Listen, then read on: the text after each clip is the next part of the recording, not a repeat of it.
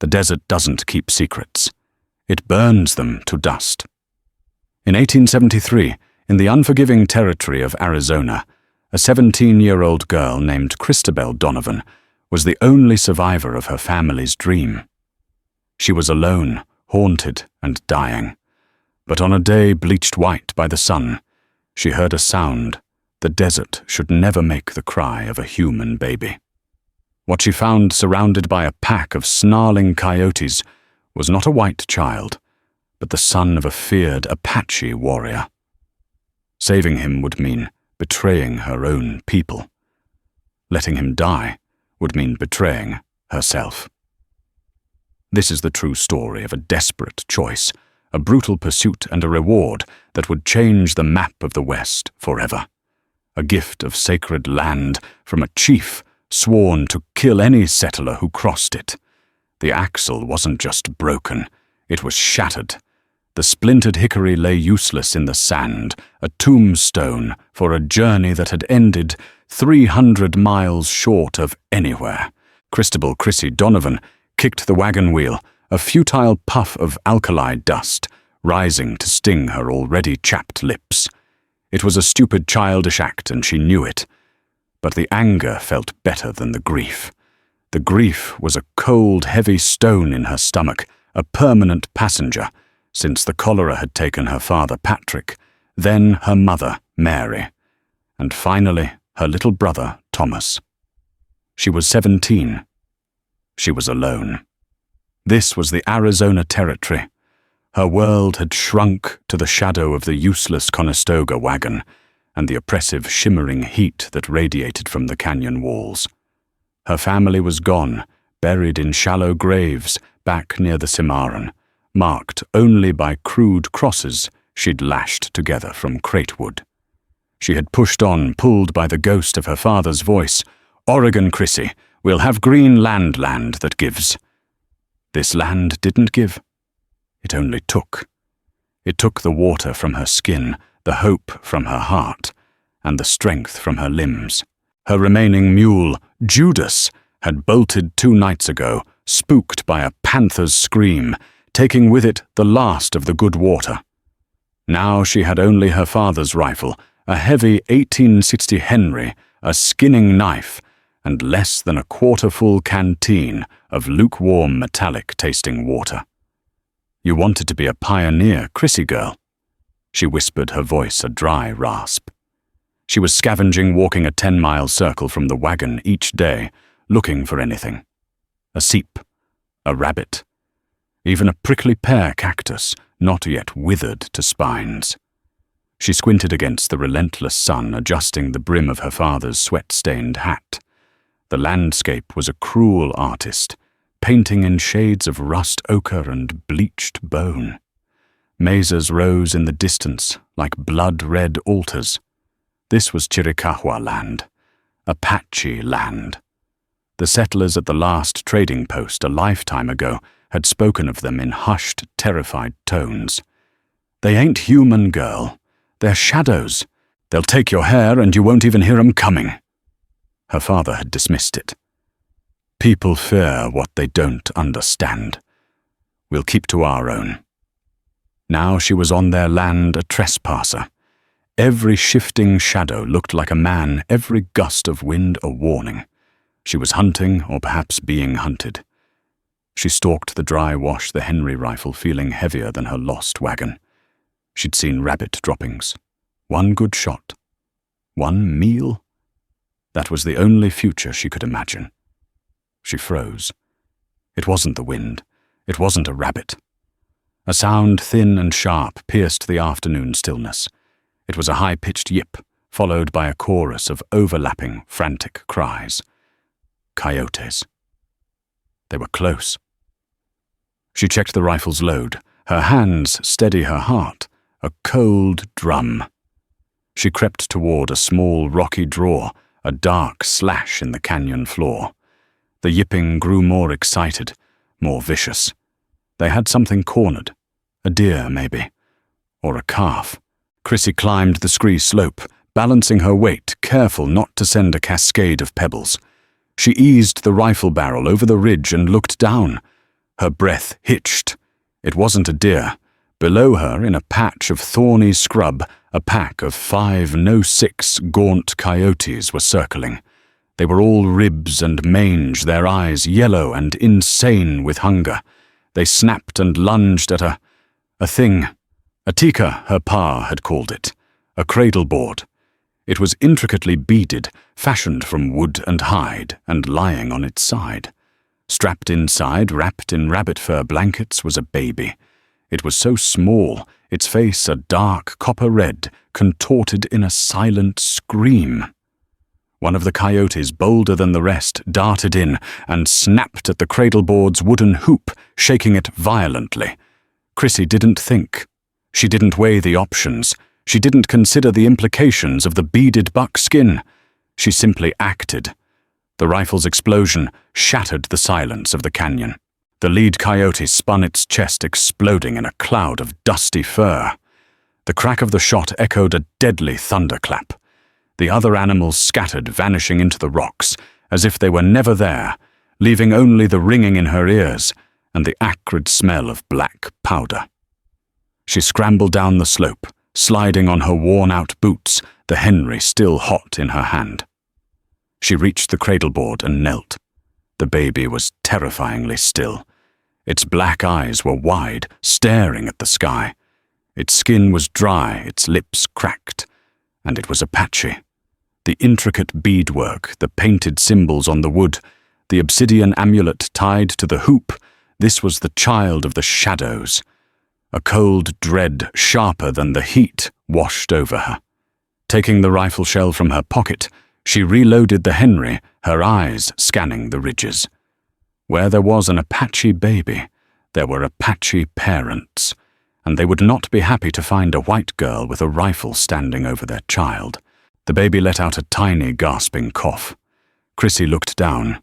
One of the coyote's teeth had torn the rabbit fur, leaving a shallow, 3-pronged scratch on the baby's tiny forearm.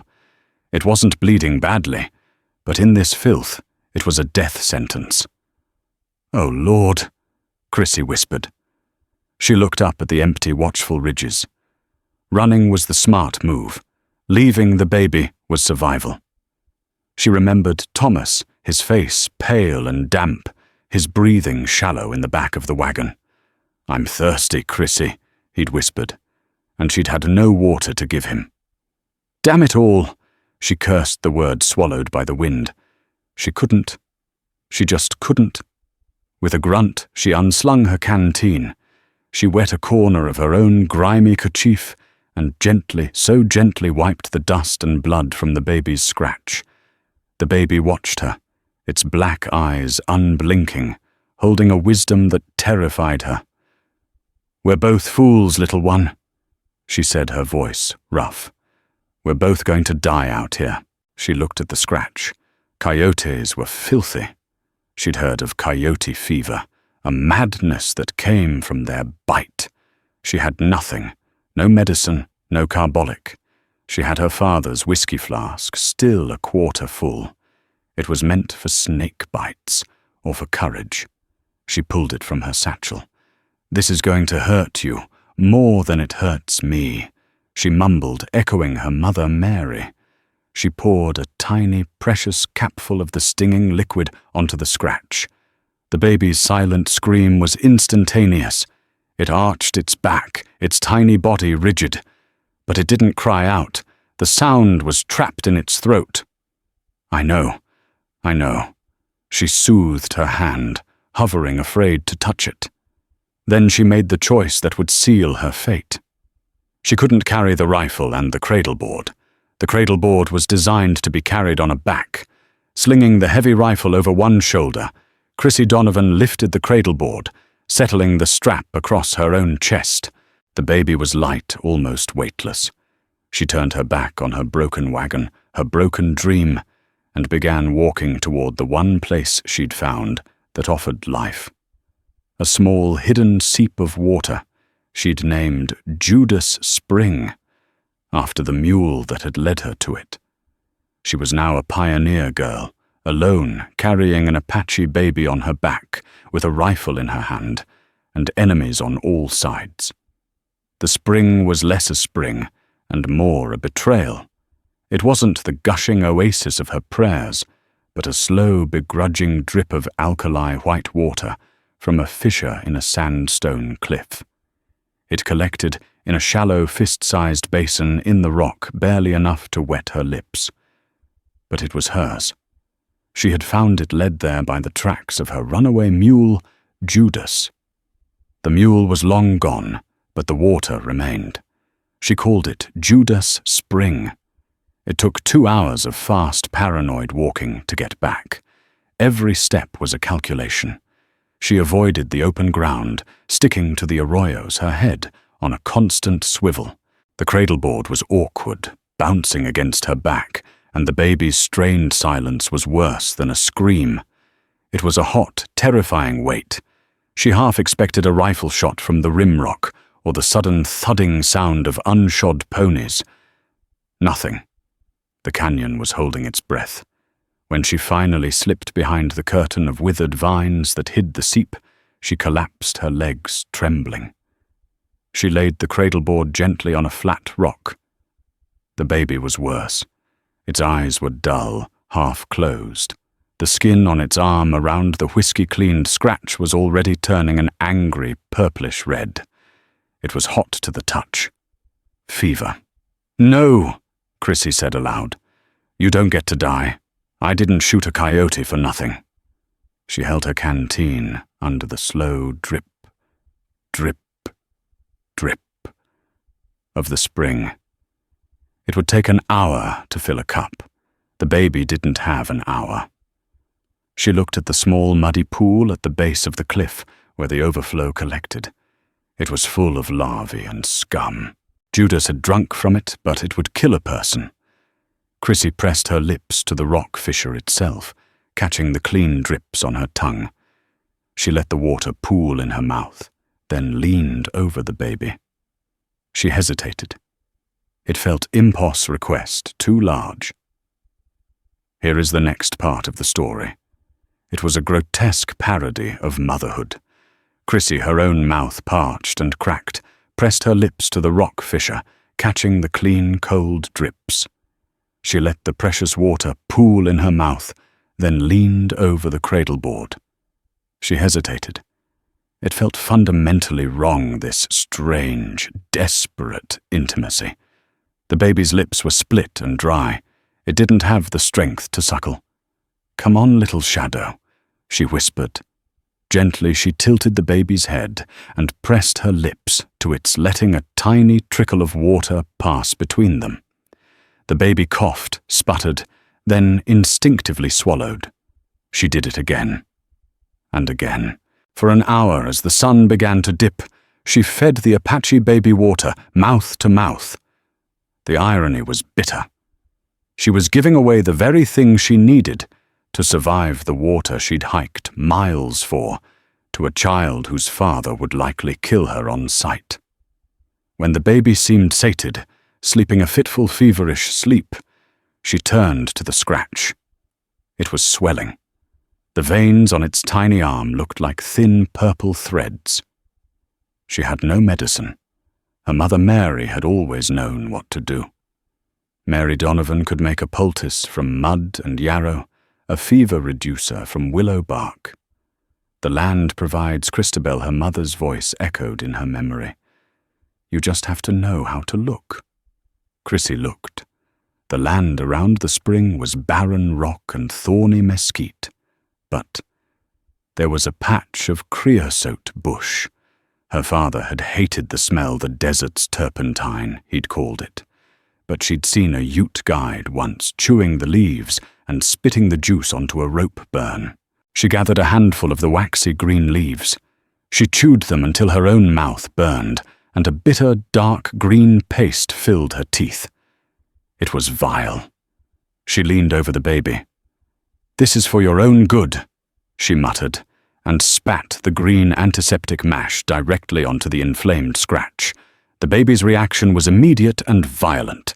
It shrieked a raw, healthy, furious sound that echoed off the rocks. "Good." Chrissy breathed a grim smile, touching her lips. "There you are.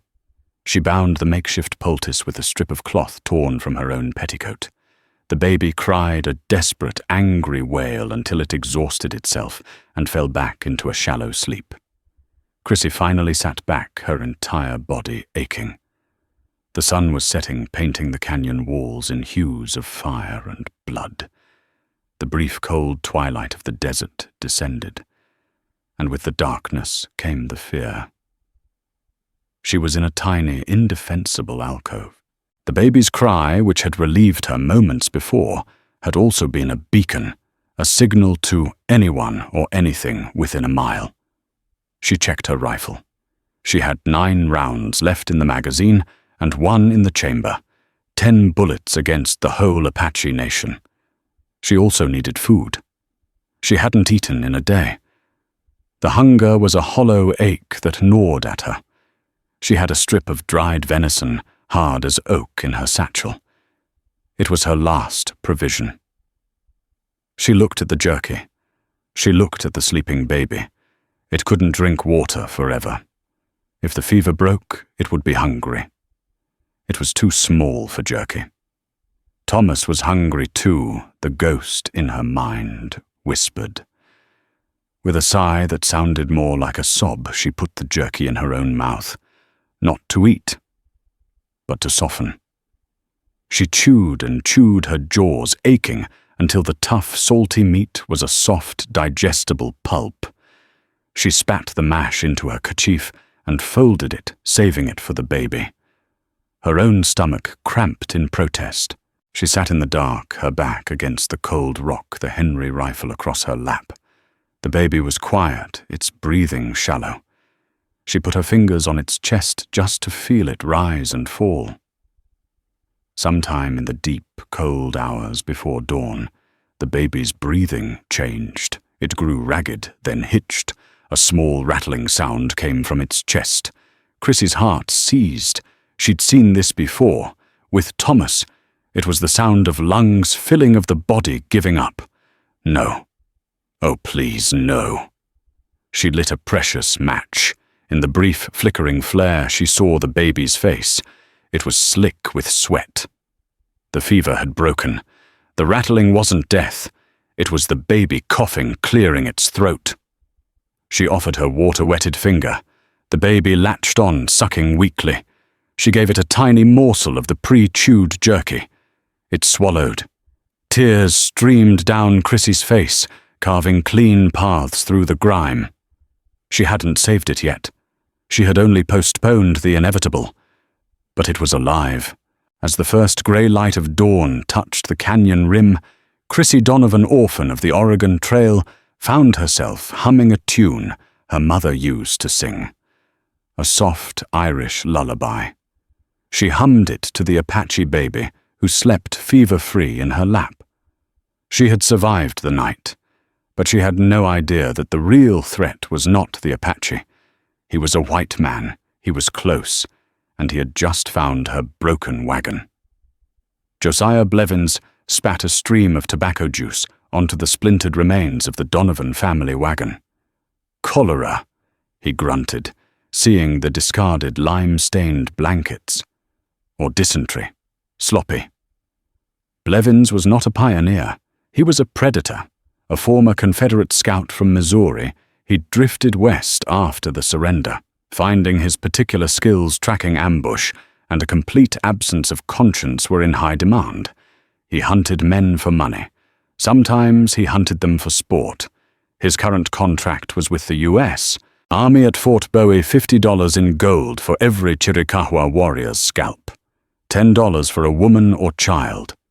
He was tracking a small band of Apache, led by the warrior, Taza, who had recently raided a freight wagon. But the trail had gone cold. He'd circled back, frustrated, and stumbled upon the abandoned Conestoga. He rummaged through the wreckage with professional disinterest. He found a tintype of the family, a stern-looking man, a tired woman, a small boy, and a girl. The girl was tall, with defiant eyes, and hair the color of straw. He tossed it in the dust. He was about to ride on when his eyes caught something. Tracks. A single set of boot prints, small and worn, leading away from the wagon. Not east, back to civilization, but west, deeper into the canyons. "Well now," he said to his horse, a mean-eyed Appaloosa. "Ain't you a tough one?" He figured the girl was walking to her death, chasing a mirage. It wasn't his business. Then he saw the other tracks. Coyote, a whole pack running, and the girl's tracks had followed them. He swung down from his saddle, his spurs jingling. He was no longer disinterested. He was intrigued. Blevins moved like a ghost. He didn't track like a white man crashing through brush. He moved like the men he hunted, gliding from shadow to shadow. He found the rocky draw. He saw the brass shell casing from the Henry rifle. He saw the blood stain and the ripped fur of the dead coyote. "Good shot, girl," he muttered, impressed. He scanned the ground. He saw her boot prints, deeper now, heavier, and beside them, nothing. But he was the best. He knelt his fingers, tracing the sand. He found a single displaced pebble, a faint line in the dust. And then the prize. Half hidden under a bush, snagged by the wind, was a small, torn piece of rabbit fur. Tied to it by a sinew string was a single blue-green turquoise bead. Blevins stood up, a slow, wolfish grin spreading across his face. The blue bead glinted in his hand. "A papoose," he whispered. He reread the scene. The girl had found an Apache baby. She'd killed a coyote for it. And now she had it. His mind, always calculating, spun the angles. Angle 1. The girl was a heathen lover. She was trying to save the baby. Angle 2. She was smart. She'd taken it as a hostage, something to bargain with if she was caught. It didn't matter. The equation had changed. The girl wasn't a victim. She was a variable. And the baby? The baby was bait. Taza's band was grieving. A lost child would make them reckless. He could use the girl and the baby to draw Taza into a trap, an ambush. He could end his contract in one bloody afternoon. He mounted his horse. He didn't follow her tracks directly. That was for amateurs. He knew where she'd be going. In this wasteland, all life crawled toward water. He knew of 3 seeps in this 20-mile radius. He would check them one by one. He nudged his horse forward the Appaloosa, moving at a silent, ground-eating walk. Josiah Blevins was a patient man. The desert had taught him that the hungriest animal always wins, and he was starving. The Apache Rancheria was a place of mourning. It was hidden high in the Dragoon Mountains, a cluster of wickiups nestled in a canyon that was invisible from the plains below. The air was thick with the sound of grieving. Women keened their hair, cut short and dusted with ashes. But in the center of the camp there was no sound, only a terrible vibrating silence. Taza, son of the great chief Dasan, sat outside his wickiup. His body was rigid, his face a mask of stone. He was a young man, but the last 2 days had carved decades into his features. He had lost everything. It had been a cavalry patrol, not a planned attack, just a chance encounter in the wrong place. He and his wife Narlin, and their 2-month-old son, Chi Little Hawk, had been returning from a visit to Narlin's family. The blue-coated soldiers had crested the ridge. He had yelled for Narlin to run to take the baby and hide in the arroyo. He had wheeled his horse, firing his own rifle to draw their attention. He'd fought them a running battle for 2 miles, killing one before his horse was shot from under him. He'd escaped into the rocks on foot, a bullet scorching his ribs. He'd circled back his heart a cold knot of dread. He found the arroyo. It was empty. There was no sign of Narlin. No sign of the cradle board. Just tracks, the soldiers, and something else. The tracks of a shush. A bear had crossed the arroyo. He had returned to his father's camp, a broken man. Now he sat with his father, Dasan. Dasan was an old man, his face a map of wisdom and war. He had fought the Nakai Mexicans, and the Pindalik Oye white eyes for 50 years. He knew grief. They are gone, Taza said, his voice flat. The soldiers took Nalin, and the bear, or Coyotes, took my son. Dasan was silent for a long time. He smoked his pipe, the smoke rising in the still air. You do not know this, he said finally. I know, Taza insisted, his voice rising. I found her tracks. She hid. And then, nothing. The soldiers' tracks are everywhere. They took her, and the cradle board was gone, dragged away. I found a piece of the hoop. A warrior, his face streaked with the black paint of mourning, approached. The scouts have returned, he said to Dasan. Let them speak. The scout, a man named Geron, not the famous one, but a common name, stood before them. We cut the trail of the Pindar soldiers, Geron said. They move fast back to the fort. They have a prisoner. We saw tracks, a woman's. Taza stood up, his hand, gripping his knife. Nalin. We do not know, Geron said. But there is more. Far from the soldiers near the broken wagon place, we found other tracks. What tracks? Dasan asked, his eyes sharp. A white eye, a girl or a small woman. She was walking west into the deep canyons. We found where she fought Coyotes. And Taza, she had the tika. The silence that followed was absolute. Taza's grief, which had been a cold stone, now ignited into a white-hot rage. She stole him, Taza hissed. The Coyotes did not take him. She did. He pieced together a new, terrible story.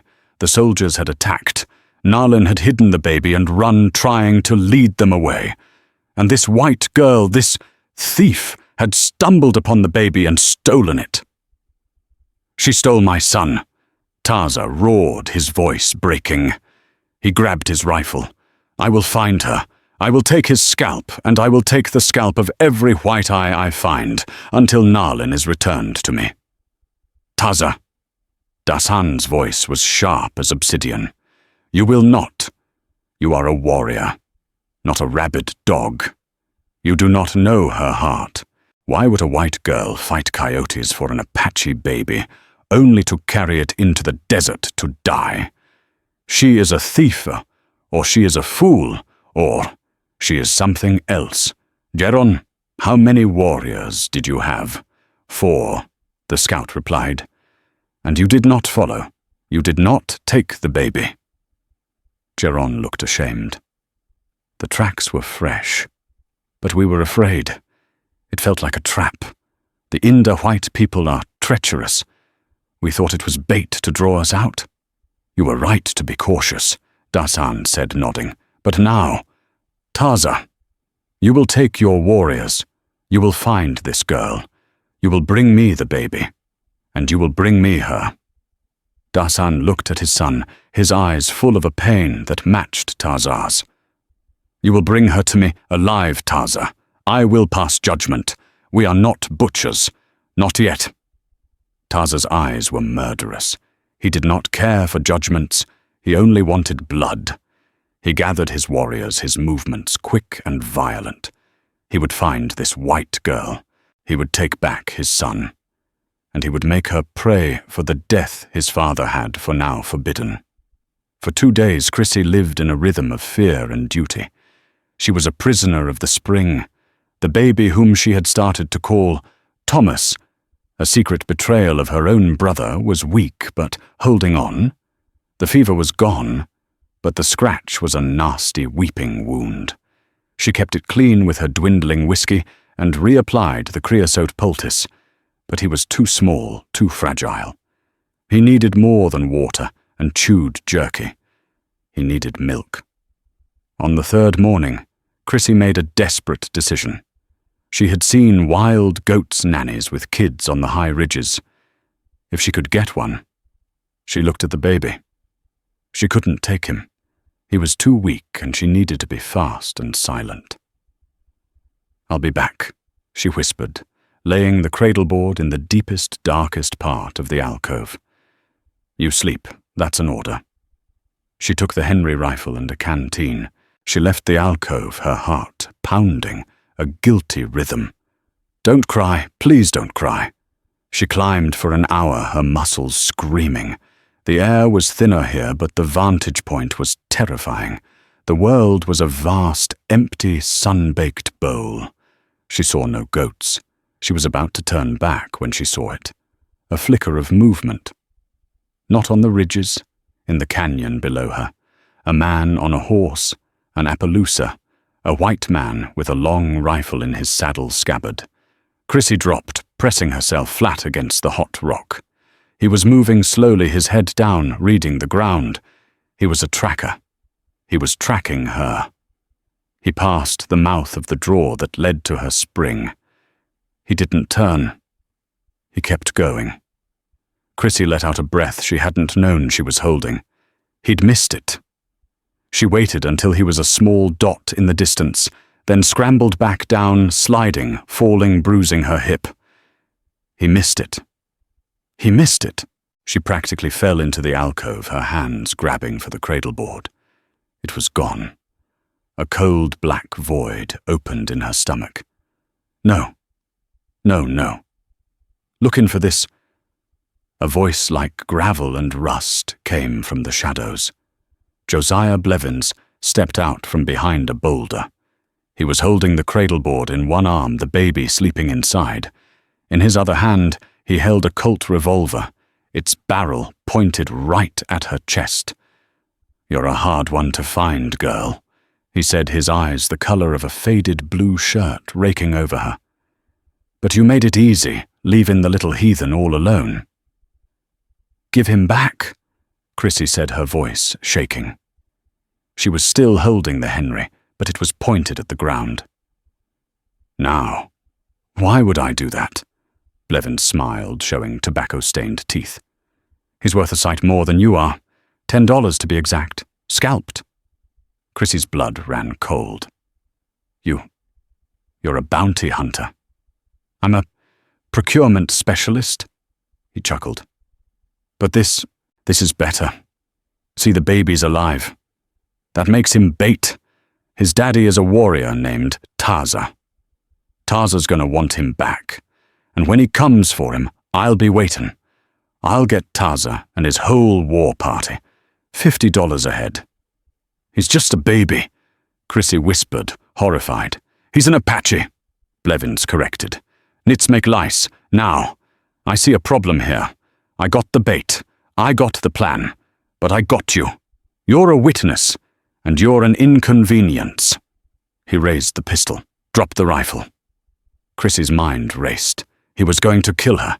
He was going to kill her, then use the baby to kill its father. She let the Henry rifle slip from her fingers, clattering onto the rocks. "Good girl.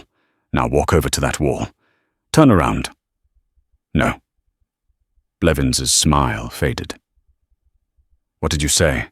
I said no. Chrissy said, her voice finding a sudden cold strength. She thought of her father, her mother, of Thomas. She was the last Donovan. She would not die on her knees. "You want him?" she said, nodding at the baby. "You'll have to go through me." Blevins laughed, a short, ugly sound. "I admire spirit, girl, I really do. Makes the sport better."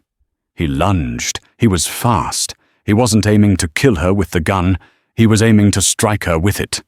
The barrel of the Colt slashed through the air. Chrissy dodged the metal, grazing her temple, sending a flash of white-hot pain through her skull. She didn't retreat.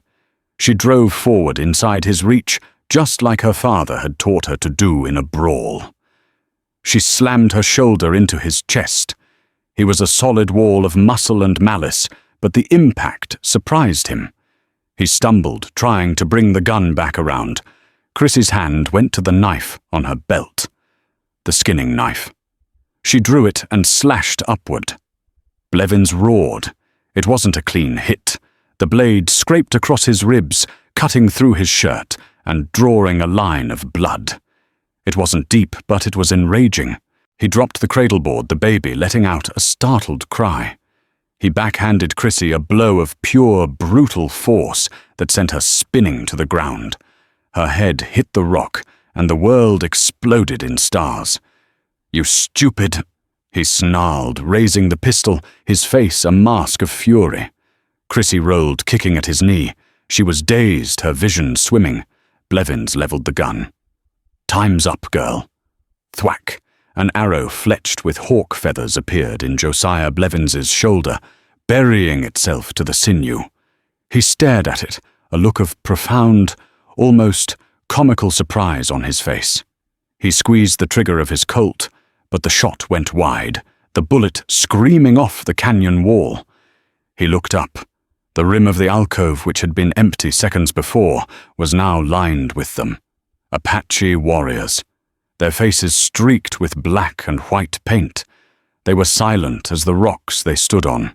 A figure taller than the rest, his face, a sculpture of pure murderous rage, dropped into the drawer. He held a U.S. Army rifle. It was Taza. Taza's eyes went from Blevins clutching the arrow in his shoulder to Chrissy bloody and bruised on the ground.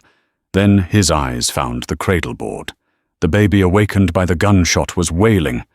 Taza saw the scene. He saw a white man and a white woman, both bloody. He saw his son on the ground between them. His logic was simple, and it was wrong. He assumed they had been fighting over his son. He assumed they were both thieves. He raised his rifle and pointed it directly at Chrissy's heart. "No!" Chrissy screamed, throwing up her hand. Time stopped her. The painted warriors on the ridge knocked arrows. Blevins was on his knees, trying to pull the arrow from his own shoulder, his face pale with shock and blood loss. Taza's rifle was steady, his finger tightening on the trigger. The baby was still crying. In that frozen, fatal second, Chrissy did the only thing she could. She didn't run. She didn't beg. She scrambled forward past Taza, past Blevins, and grabbed the cradleboard. She stood up, holding the baby against her chest, a human shield. Taza's eyes narrowed. This changed nothing. He would shoot through her to get his son. But Chrissy didn't cower. She took 2 steps towards the enraged warrior. She held the cradleboard out, not as a hostage, as an offering.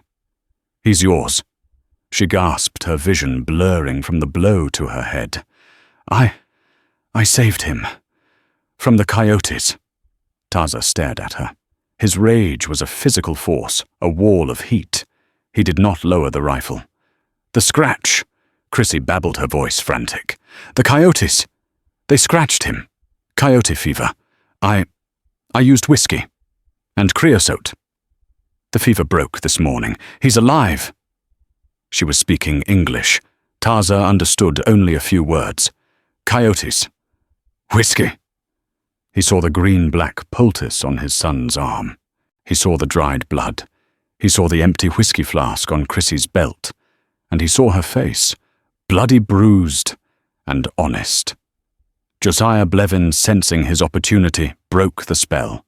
"Don't listen to her, Taza," he yelled in the broken, bastardized Spanish that served as a common tongue in the territory. "She's the thief. I tracked her.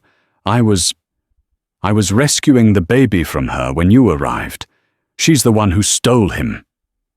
Taza's head snapped toward Blevins. He knew this man. He knew the stench of him. Blevins was El Cazador de Scalps, the scalp hunter. Taza was trapped between 2 liars. One of his warriors, Geron, dropped into the drawer. He looked at Blevins. He looked at Chrissy. He spoke to Taza in Apache. "She is the one from the wagon. He is the one who rides for the soldiers. His horse is hidden. I have seen him at Fort Bowie." The baby, overwhelmed, let out a piercing wail. The sound broke Taza's rage, replacing it with a desperate, aching fatherhood. He lowered the rifle. He snatched the cradleboard from Chrissy's hands. He tore back the rabbit fur, his hands, frantic, checking his son. He saw the healing scratch. He saw the baby's chest slick with sweat, but rising and falling. He saw his son, Chi, open his eyes. Taza clutched the cradleboard to his chest, his entire body trembling. He turned his back on them all, a single, ragged sob escaping his throat. He turned back, his face hard again. He pointed at Blevins, then at Chrissy. "Bind them," he commanded his warriors. "Both of them." The journey to the Chiricahua Rancheria was a nightmare. Chrissy's hands were tied behind her back. She was dizzy, her temple throbbing.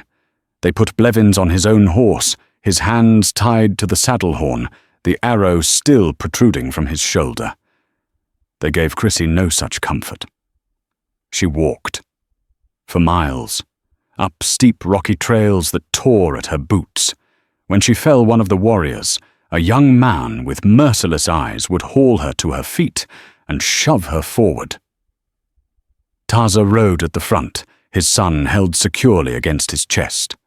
Chrissy knew with a certainty that chilled her to the bone that she was walking to her own execution. They arrived at the hidden camp as the sun set. The village was carved into the mountainside, a fortress of rock and pine. The Apache gathered as the war party entered. A great cry went up when they saw Taza, and then a wave of ululation when they saw the cradleboard. The baby was alive. Women rushed forward, touching the child, weeping with joy, but the mood turned dark as Chrissy and Blevins were shoved into the center of the camp. They were thrown to the dust before a tall, seated man. It was Chief Dasan. His face was lined with a profound, weary intelligence. He looked at his son, at his grandson, and a deep, quiet joy illuminated his features. He took the cradleboard from Taza, murmuring to the baby in his own language. Then he looked at the prisoners. "This one," Taza said, his voice ringing with contempt as he pointed at Blevins, "is El Cazador. He kills our people for Pindar gold." A low, dangerous growl rose from the gathered crowd. "And this one," Taza continued, pointing at Chrissy, "is the one who stole my son. The hunter claims he was saving the baby from her. They were fighting when we arrived." Dasan's eyes settled on Chrissy. She was a ruin, covered in dust blood, matted in her straw-colored hair, her clothes torn. She looked less like a warrior and more like a half-drowned kitten. "Speak," Dasan said. Chrissy stared. She hadn't expected him to speak English. His words were heavily accented but clear. "He is lying," Chrissy said, her voice a dry croak. Blevins spat. "She's the liar. I found her tracks. She took the baby from the arroyo. She's a thief." "Where is the mother?" Dasan asked, his voice quiet, cutting through Blevins's shouts. "Where is Snarling?" "The soldiers took her," Taza said. "Geron's scouts saw them." "No," Blevins said, a cruel, calculating smile on his face. He saw a new angle. "The soldiers didn't get her. I did." Taza lunged at him, but two warriors held him back. She was with a different band." Blevins lied, his mind racing. "A group of mescalero. They sold her to me. I was bringing her back. A trade. But your woman, she's tricky. She escaped from my camp this morning, but I know where she's headed." He was trying to bargain. His life for Narlin's. "He's lying," Chrissy shouted. "He wasn't with any woman. He was alone. He was tracking me." "Quiet, girl," Blevins roared. "Enough!" Dasan's voice was thunder. The camp fell silent. Dasan looked at Chrissy. Your story. From the beginning." Chrissy's throat was dry. She looked at the ring of hostile faces. She looked at Taza, who wanted her dead. "My family is dead," she began, her voice shaking.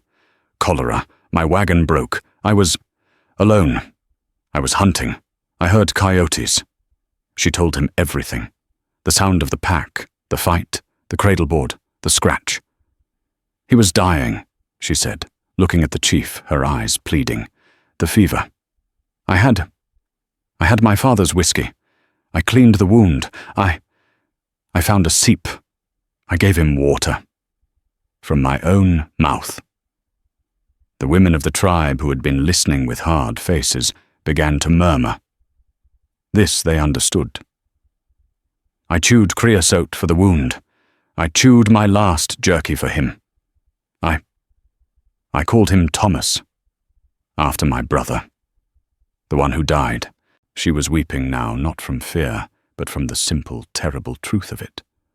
I went to find a goat. For milk. I left him. I shouldn't have. I left him. And he. She pointed a trembling, bound hand at Blevins. He was waiting. He took the baby. He said it was bait. $10 for a scalp. $50 for a warrior's. He was going to use that baby to kill you. She looked at Taza. And he was going to kill me first. The silence that followed was heavy, absolute. Dasan held up a hand. You say he was dying, he said to Chrissy. The shush-zisi, the coyote fever. You cured it. I think so. The fever broke. A woman stepped forward.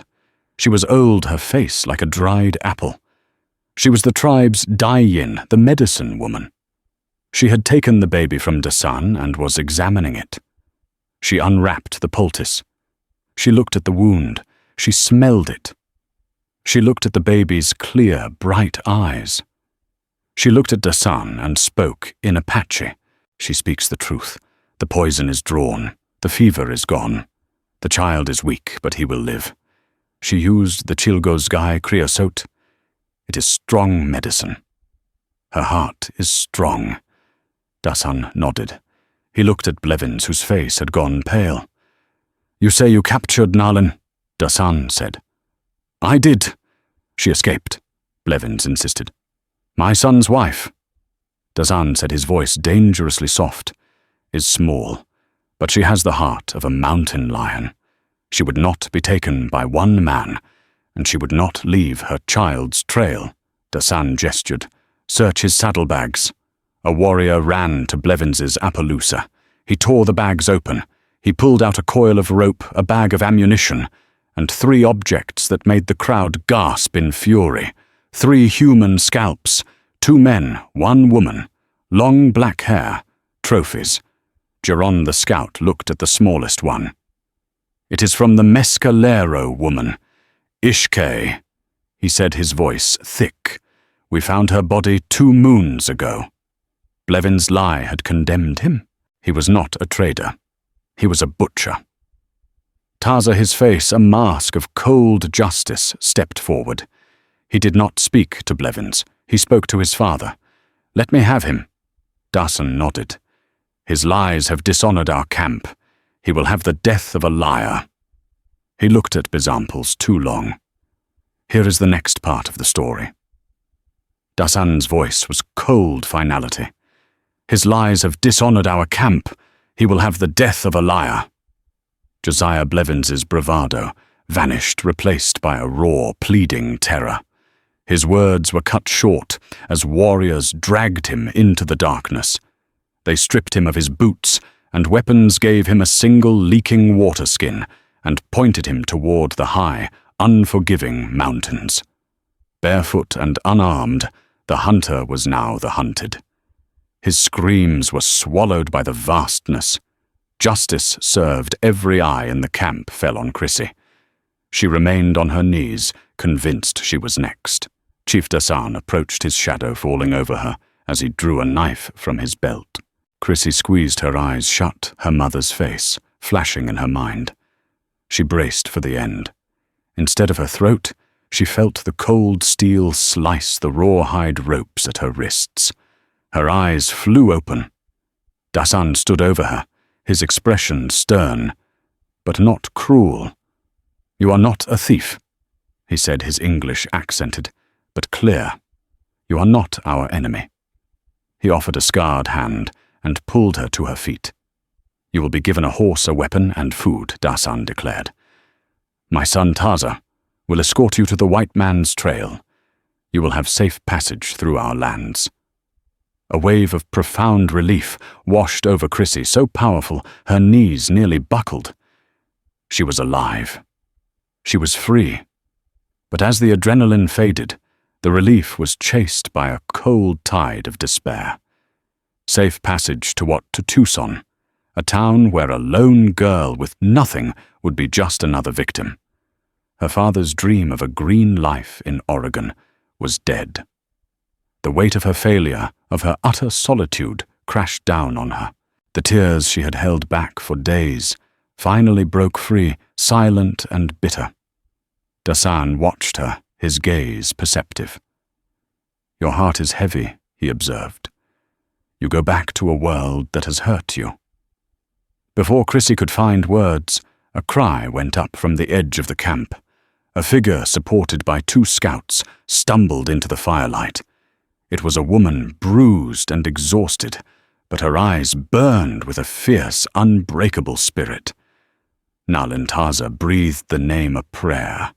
He rushed to his wife, enfolding her in his arms as the camp erupted in joyous disbelief.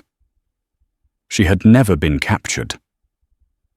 Nalin explained how she had deliberately led the soldiers on a chase, drawing them away from the hidden cradleboard before disappearing into the rocks. She had been wandering for 2 days, lost in her grief, believing her son and husband were dead, until Dasan's scouts found her.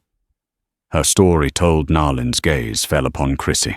Taza spoke quickly to his wife in Apache, his words tumbling out as he recounted the fight with the Coyotes, the whiskey, the creosote poultice, the water given mouth to mouth. Nalin's expression shifted from confusion to awe. She crossed the circle of firelight and stopped before Chrissy. The Apache mother and the pioneer orphan stood facing each other, 2 women bound by the fate of one small child. Nalin raised a hand, and Chrissy flinched, expecting a blow, but the touch was gentle. Nalin's fingers brushed the bruised temple where Blevins had struck her. Then, in a gesture that transcended language, she pulled Chrissy into a fierce, grateful embrace. Watching his family made whole again by the courage of this lone white girl, Dasan knew that safe passage was not enough. It was a payment. This moment called for something more. "Christabel Donovan," he said, his voice commanding silence. "To send you to Tucson is to send you back to your grief. I offer something better." He pointed into the deep mountain darkness.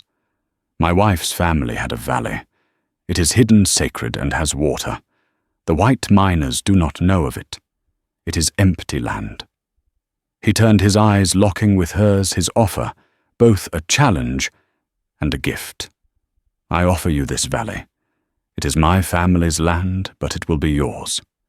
Build your house there. You will be under my protection. No Apache will harm you, and no white man will dare settle near you. We will be your shield, and you will be ours." The offer hung in the still night air, audacious and impossible. This man was offering her a piece of the very homeland his people died to defend. Taza, seeing his wife and child safe, looked at Chrissy and gave a single solemn nod of assent. "I have nothing," Chrissy whispered, her voice choked with emotion.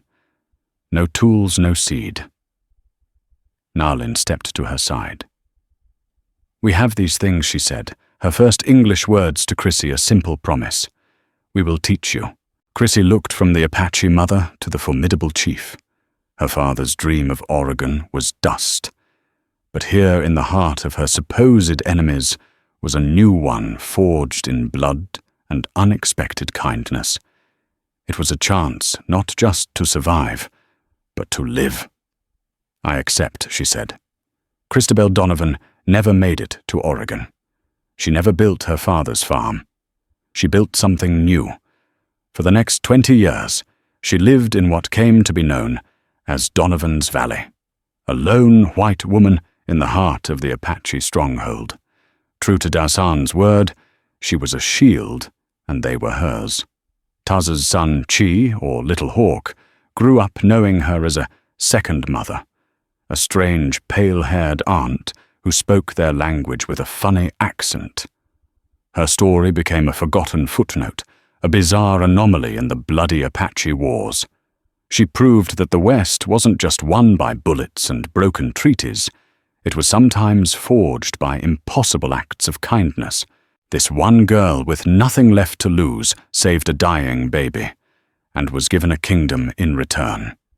If you were moved by Chrissy's story of courage and the surprising twists of history, please hit that like button. These are the hidden stories of the American West, and we have so many more to share.